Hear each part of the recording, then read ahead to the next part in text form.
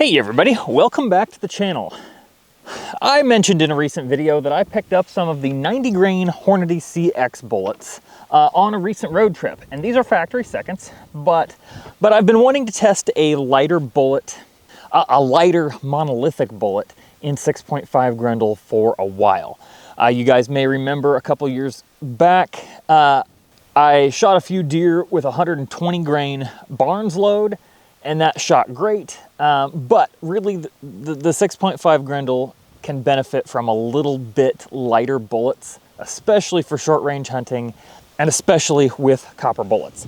The 90 grain CX was designed by Hornady specifically for the 6.5 Grendel. It's one of the only bullets that I know of that was designed specifically for this cartridge.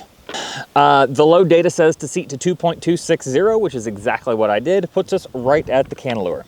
I did just throw this scope back on. I've had the DNT Zulus on it. So I am going to take one shot just to verify that I'm on target. And then where you guys would normally see the target camera, I'm gonna put a video of the Garmin chronograph up there today so that you guys can see where the velocities are. Because right now we are doing a pressure test. Other components for today, we're using new Starline brass. I am just about through my stash of new brass and it'll be once fired before long. But I've got 25 pieces prepped up here. I think I have 20 or 25 more. We're using Accurate 2230 is the powder for today. That's what Gordon's reloading tool said should give us the best performance, the highest velocities, 100% powder burn in this barrel length, and all that. I did push the numbers to 62,000 PSI. That is what Hornady lists for pressure on 6 ARC in their bolt gun data, so that's what we're going to here.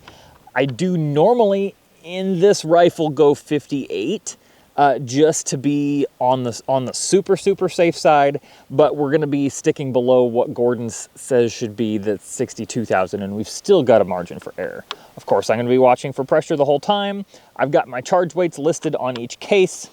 Standard disclaimer, folks.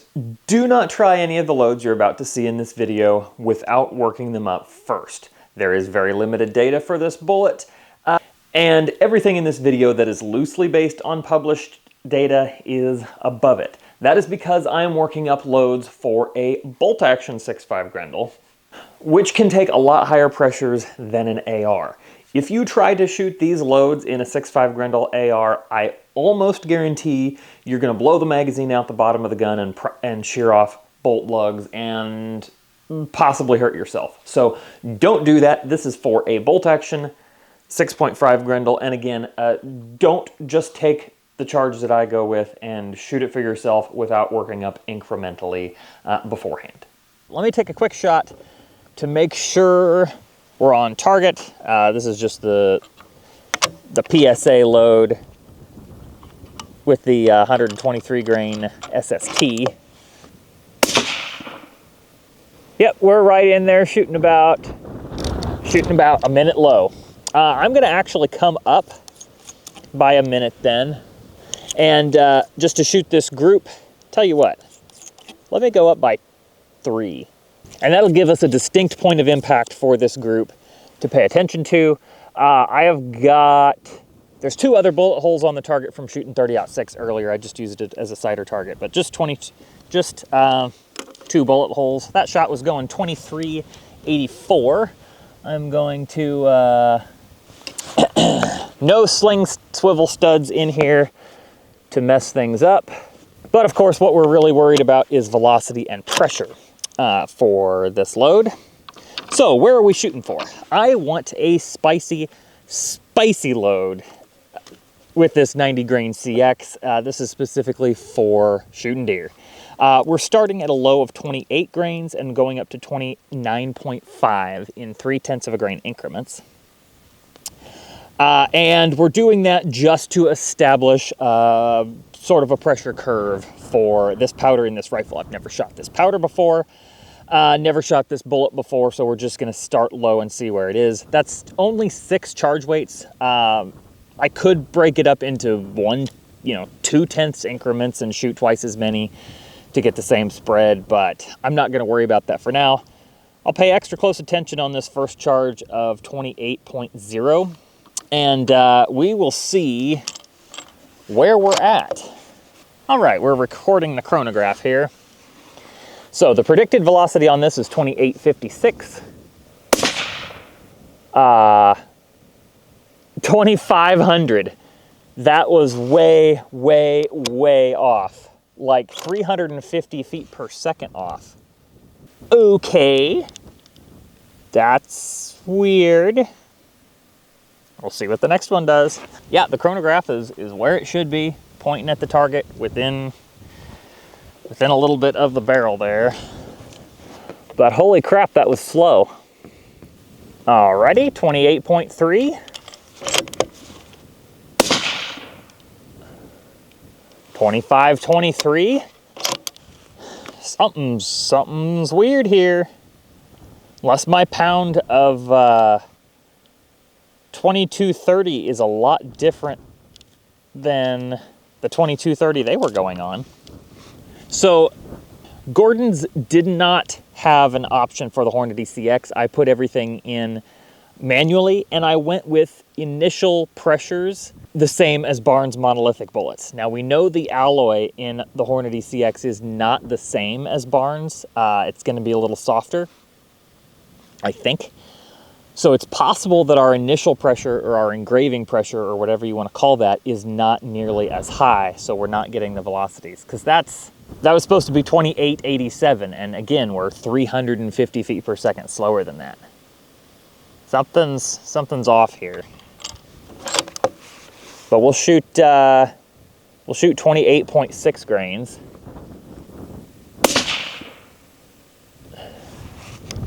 25.90. I've got a tiny bit of a shiny ejector circle, but barely noticeable. Okay, that was supposed to be 29.18. This one's supposed to be 29.48. This is 28.9 grains.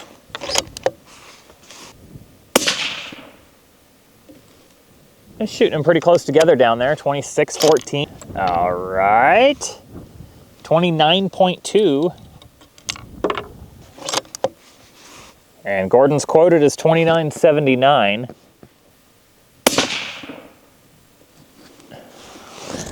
We're still in the 26.20 area for actual velocity. Okay, we'll shoot this last one. The chronograph couldn't be lined up better. 26.81. Okay, well, I'm gonna have to try. Let's see here.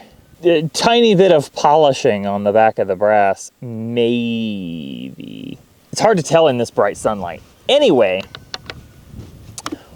I think we're gonna have to try a different powder, because I don't think we could get a whole lot more of this in the case.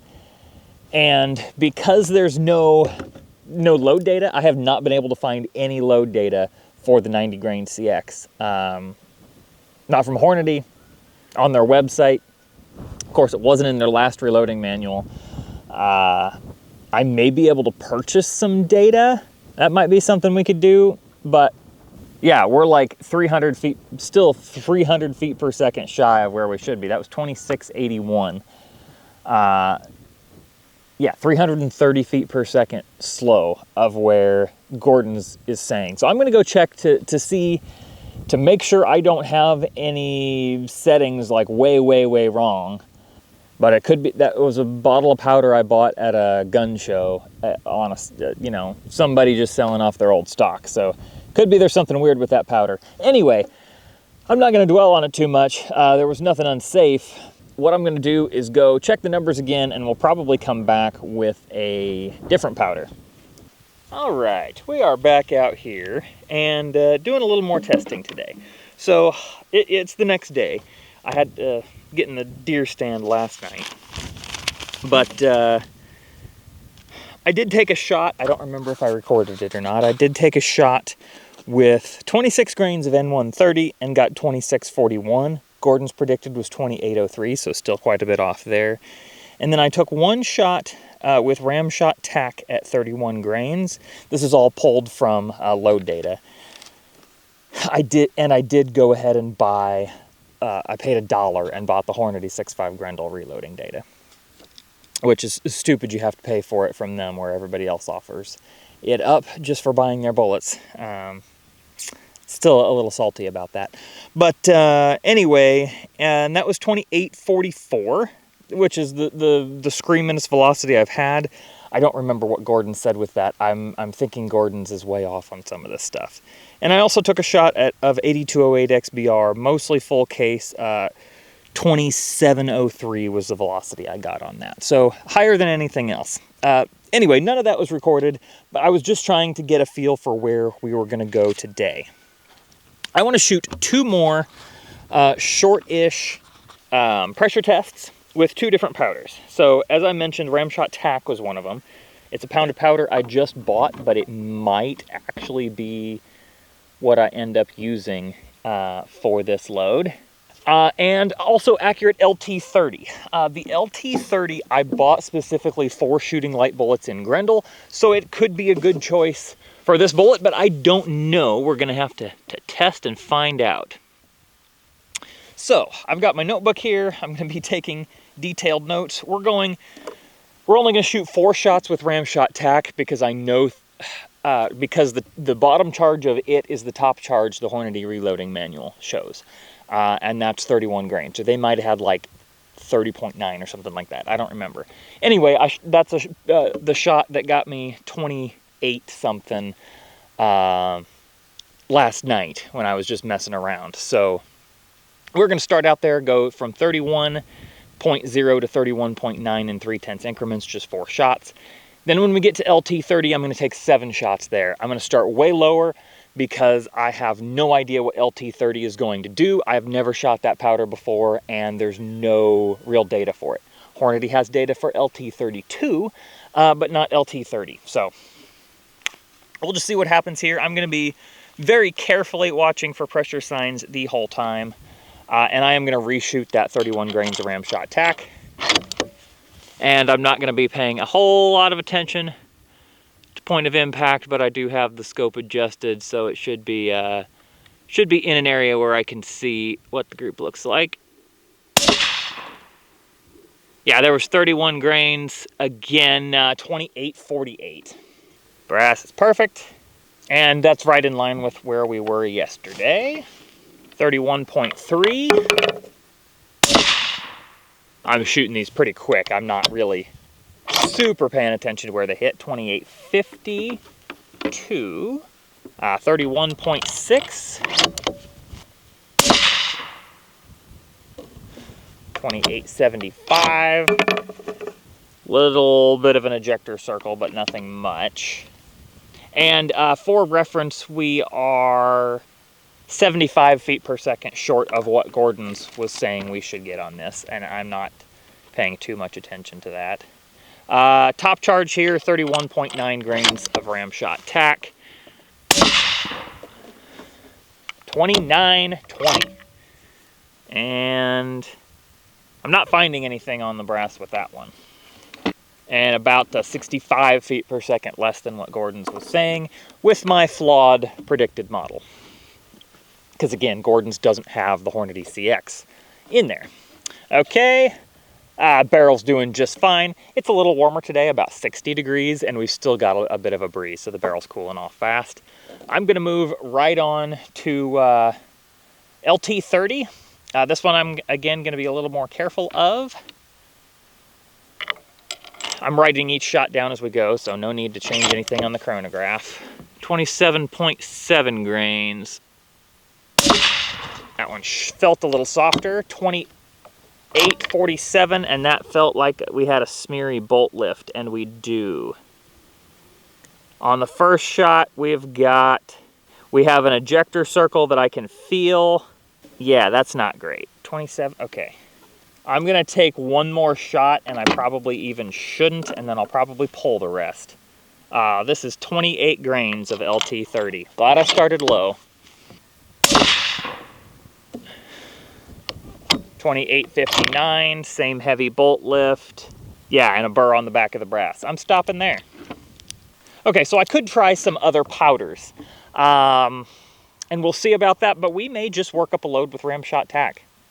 fact, I think I could even get a little more Ramshot TAC in the case, but we're at 2920. That's probably fast enough. I'm gonna think on that and let you guys know. All right, folks, so I only have 50 of these bullets. And of course, that is not enough to work up a fully hashed out, fully developed, long-range capable hunting load. Of course it's not. That ain't what this is. This is a 200-yard deer killing load. And I think we're gonna be able to get it done.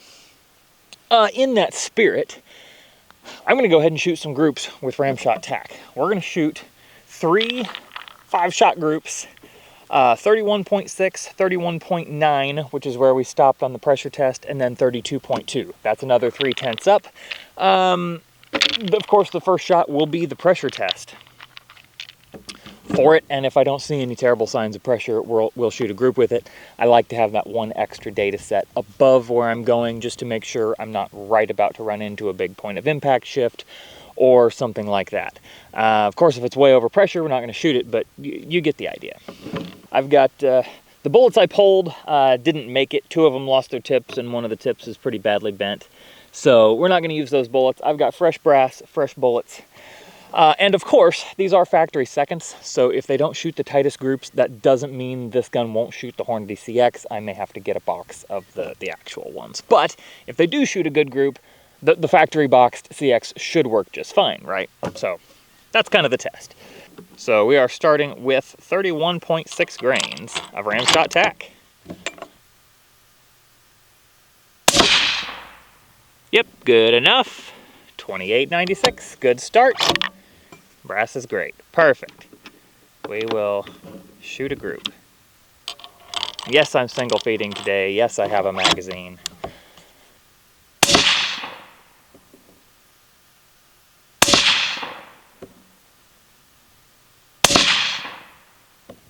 That one, the bolt lift was slightly heavy, and we do have a shinier spot. Still no burr like we were getting with the LT-30. Velocity did jump up on that one to 29.12. Oh, that shot was way out of the group. That sucks. Thought it was looking halfway decent there. Oh well. We're gonna give the barrel a second to cool down, although it's not that hot, but we'll give it a second to cool down and we'll shoot 31.9. Oh, in case you're wondering, the average for that last group was 28.89, extreme spread of 32.8, and a standard deviation of 12. Let's shoot 31.9 grains now. Yeah, barrel's plenty cool. 31.9.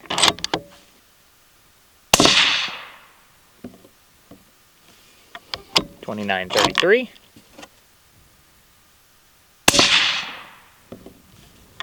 29.12. 29.20. Yeah, we've definitely got an ejector circle on this one. 29.06.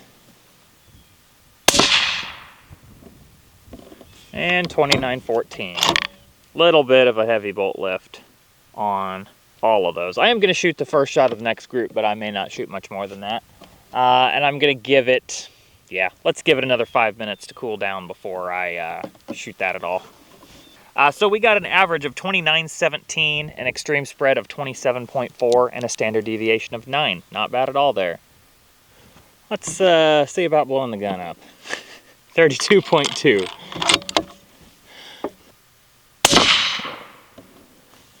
29.50. No heavy bolt lift on that one. Ejector circle and a little primer flow though. We are hot.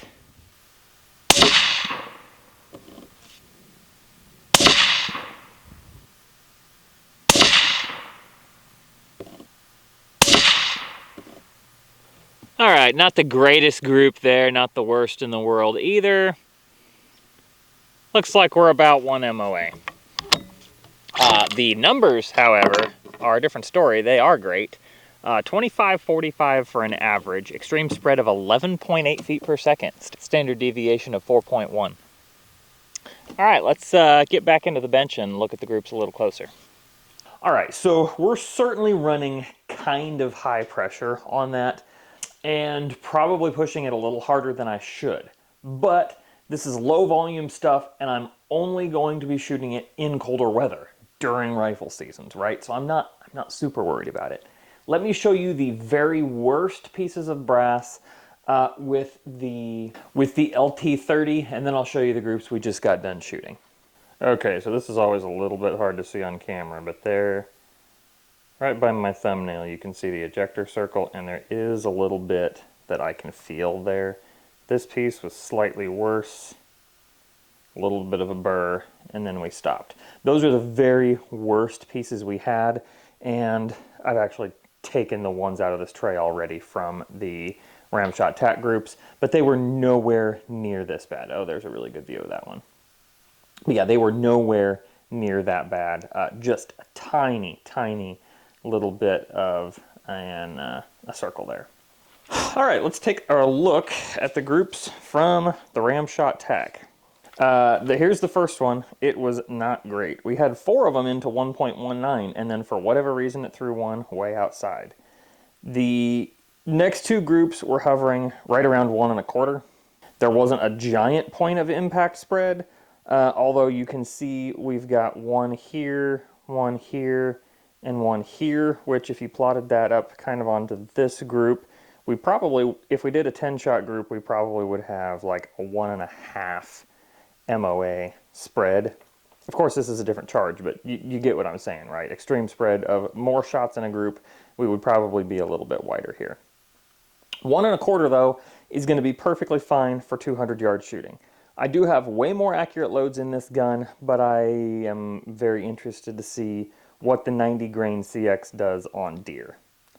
So I'm going to have to be kind of good with 1 1/4. Now, it's possible that the regular factory CX bullets would shoot a little bit better. I don't know. I couldn't actually see any blemishes on the bullets. So I'm not 100% sure why the bullets in this box were factory seconds, but they seem to shoot okay. It's been my experience that copper bullets are just a little bit harder to get to shoot super small, and it's good enough. It's not, like I said, it's not the absolute tack driving accuracy I'm used to out of this rifle, but it's gonna work. This middle charge, if you remember when I started the test, remember I went 1 over just to have the data point? Well, I am gonna go with the middle charge here, 31.9 grains. That gave a velocity extreme spread of 27.4, and the average velocity is 29.17. So that is screaming. I wish that 2230 had worked out. Like I said, it's possible I got a weird pound of 2230, or it's old, or something like that. It doesn't look bad, but it's possible that that's just not gonna work with this bullet in this cartridge. I do want to test it on more bullets later on, just to see how it does. I've got the pound of it, so I might as well use it on something. Anyway, lots of rambling, but that is going to be my load for hunting season. And I do have some of the Barnes 120 grain bullets. I've got lots of backups on bullets that I can shoot out of this gun. You guys saw the Spear Gold Dot shot wonderfully out of this rifle, and I am going to be doing a load specifically for the bolt action with the Spear Gold Dot in the future. Mid-South Shooter Supply has them in stock right now, and I ordered 4 more boxes of the 120 grain Spear Gold Dot that I love to shoot in 6.5 Grendel. So I'll have that bullet as well, but I do want to test out the 90 grain CX this year. Anyway, that's all I have for you guys today. Thank you so much for watching. Y'all have a good one.